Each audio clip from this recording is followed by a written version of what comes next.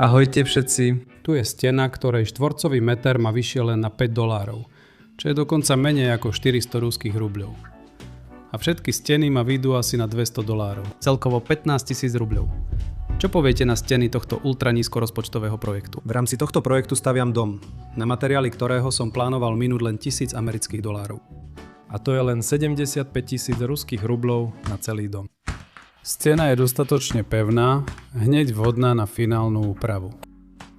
Tepelnoizolačné vlastnosti takejto steny sú podobné vlastnostiam steny z dreveného hranula s hrúbkou 20 cm alebo tehlovej steny s hrúbkou až 2,5 tehly. Pritom moja stena nie je hrubšia ako 4 cm. Toto je moja prvá skúsenosť ako omietkár. A nestrápnil som sa len vďaka tomu, že zemská príťažlivosť alebo gravitácia pri výrobe tejto steny bola na mojej strane. Zapojil som ju do práce a veľmi mi pomohla. Ale všetko pekne po poriadku. V poslednom čase si všímam, že algoritmy nie sú priaznivo naklonené mojim novým videám. Čo si viem vysvetliť len tým, že pocítili hrozbu v informáciách, ktoré prinášam pre svetové centra výroby stavebných materiálov, keďže svetom stále vládne biznis. A ak mnohí začnú stavať lacno, samozrejme biznis nebude dostávať poriadne zisky. A keďže my, obyčajní ľudia, máme naopak záujem o lacné metódy, prosím vás, podporte môj kanál odberom, ak ho ešte neodoberáte, a zdieľajte toto video na sociálnych sieťach, kde sa len dá. Ďakujem. V jednom z predchádzajúcich videí som vyrovnal základ a jednu stenu som dokonca zalial úplne od začiatku. Použil som vyrobené stratené debnenie z penopolystyrenu. Neskôr bude slúžiť ako izolácia základu. Namiesto štrku som ako plnivo do betónu čo najviac použil rozbitú tehlu. Zalial som polovicu, na druhú polovicu som sa rozhodol pripraviť klasický betón. Cement, piesok, štrk. Najdrahšou zložkou je cement. A práve toho sa minulo z nejakého dôvodu 2,5 krát menej ako pri rozbitej tehle. Štrk tiež nie je lacný, ale kúpil som ho ako z výšky na mieste, nebolo to drahé. Piesok je riečny a rieka je blízko. Ako materiál na tepelnú izoláciu stien som sa rozhodol použiť takéto dosky z extrudovaného polystyrénu s hrúbkou iba 30 mm. Používajú sa na lepenie pod základom a na vytvorenie vystúženej vrstvy v systéme tepelnej izolácie fasády. Dosky sú hneď frezované pre lepšiu priľnavosť s lepidlom. Ale ak je jednoduchšie zohnať hladké dosky, môžete použiť aj tie, ak im predtým dodáte drsnosť, napríklad kovovou kefou. Medzi sebou dosky lepím polyuretánovou lepiacou penou.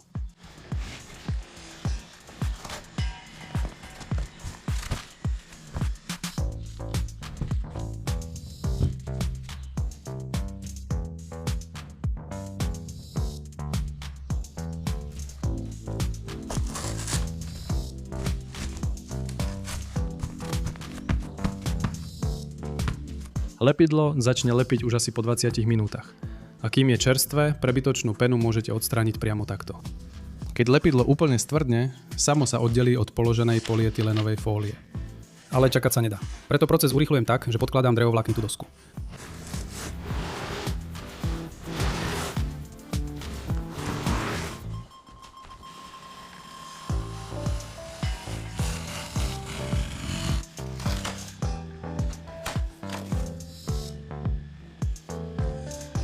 Pri takýchto stenách sa zachovávajú hlavné koncepty projektu. Steny, rovnako ako ostatné komponenty, je možné vyrobiť vopred, na vhodnom mieste a hotové ich dopraviť na stavbu. S nimi zostáva konštrukcia, ľahko rozoberateľná, čo umožňuje dom rozobrať a zložiť ho na novom mieste. Prebytočnú časť odrežem na výšku a pridám ju ako chýbajúcu časť na šírku. Presné prispôsobenie budúcich stien vykonávam metodou prikladania polotovarov k otvoru rámu, ktorý je potrebné vyplniť stenami. Nechávam medzery, aby bolo možné steny k rámu prilepiť penou.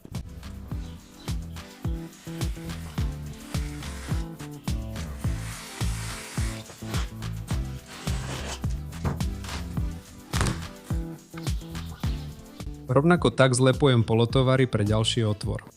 Podľa výšky stenových prvkov narežem sieťku zo sklenenej tkaniny.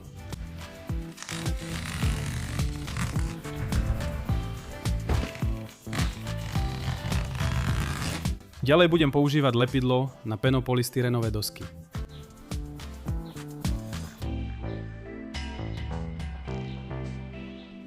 Tu sú jeho vlastnosti. A tu je návod, ktorý uvádza, že spotreba lepidla pri vytváraní výstužnej vrstvy je len 4 až 5 kg na meter štvorcový. Zamiešavam a ďalej je to už len o technike, ktorú však nemám. Ale natrieť lepidlo na vodorovne položené dosky nie je o nič ťažšie, než hrať sa v detstve na brehu rieky s mokrým pieskom počas horúceho letného dňa.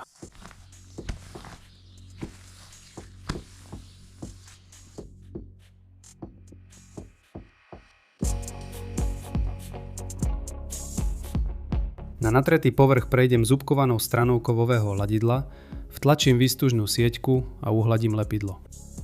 Už predvídam výkriky. Jaša Kosiak, budú steny domu z omietnutého polystyrénu? Nie chlapci, toto nie je omietnutý polystyrén.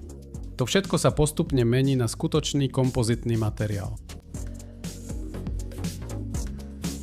Presah ďalšieho pásu sieťky o 10 cm úplne stačí.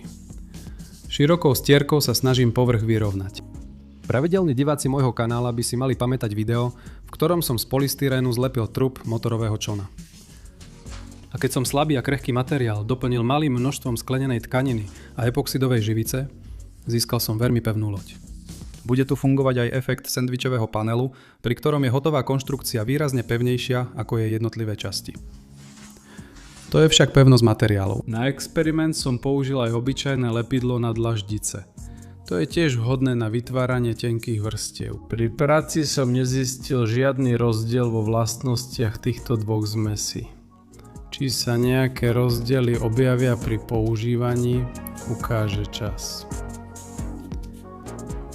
Aby som dosiahol rovnejší povrch, po určitom čase som naniesol druhú tenkú vrstvu, ktorú som vyrovnal stierkou. Takto to dopadlo.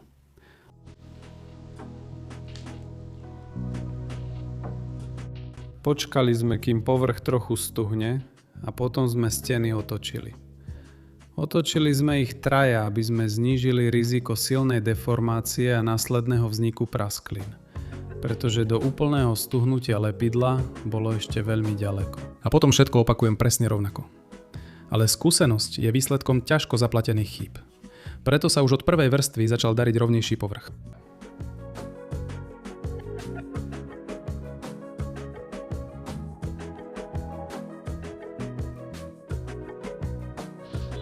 Mimo záberu zostala výroba úplne prvej skúšobnej steny, ktorá, keby sa hneď nepodarila, nebol by ani dôvod na toto video.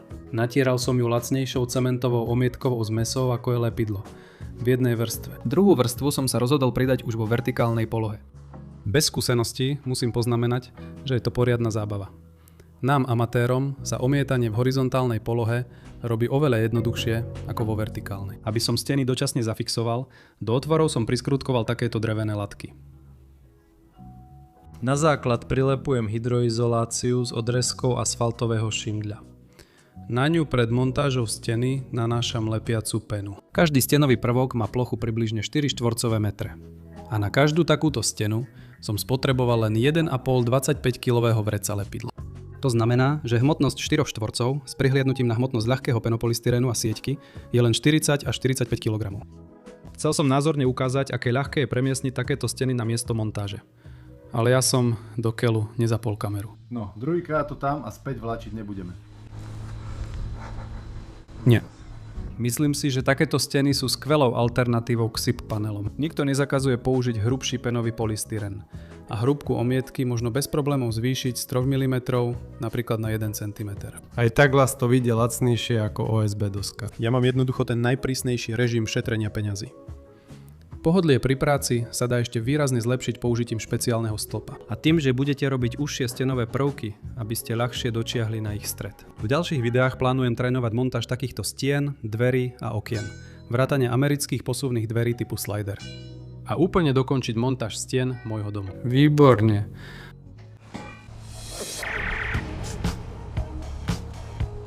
Ako môžeme vidieť, pri montáži takýchto stien nie sú žiadne ťažkosti.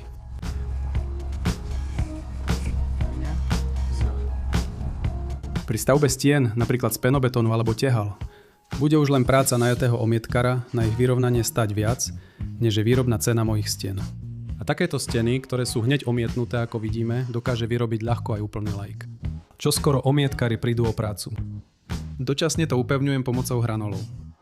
V poslednom čase dochádza k masívnemu zdražovaniu stavebných materiálov, najmä dreva a železa.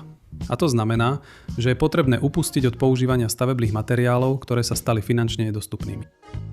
Vpravo je stena z lepidla, vľavo zo cementovo-omietkovej zmesi. Aby som sa uistil, že rovnosť stien je hneď dostatočná na nanesenie finálnej úpravy, naniesol som kamienkovú dekoratívnu omietku s hrúbkou 1,5 mm, pričom som steny predtým natrel penetračným náterom, ako to vyžaduje technológia. Dopadlo to naozaj celkom dobre. Na finálnu vrstvu sa spotrebuje len 2 kg na meter štvorcový.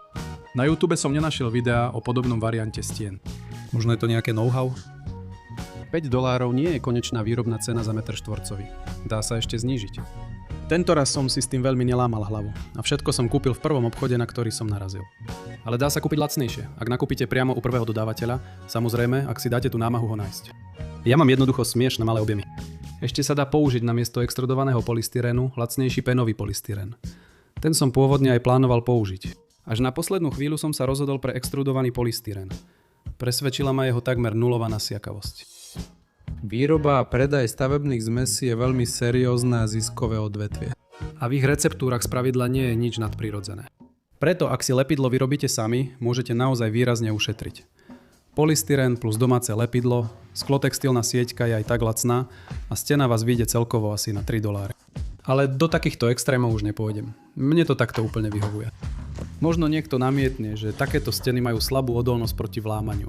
Poprvé, to zatiaľ nikto nevie, pretože zmesi na báze cementu dosahujú svoju pevnosť za 28 dní. O mesiac to dôkladne otestujem. Ale podľa pocitu je stena už dosť pevná. Po druhé, zlodej zvyčajne vylomí zámok na dverách alebo vlezie cez okno. A pri použití moderného kovorezného náradia sa každé železné dvere dajú otvoriť za pár minút. V dnešnej dobe bezpečnosť viac zaručujú systémy videomonitoringu, alarmy a nie pevnostné múry a veľké zámky. Preto dajte palec hore. Prihláste sa na odber môjho kanála. Prihláste sa aj na druhý kanál, na ktorom čoskoro vyjde video o partizanoch budúcnosti a o ich predpokladanej strave. Odkaz naň nájdete pod videom.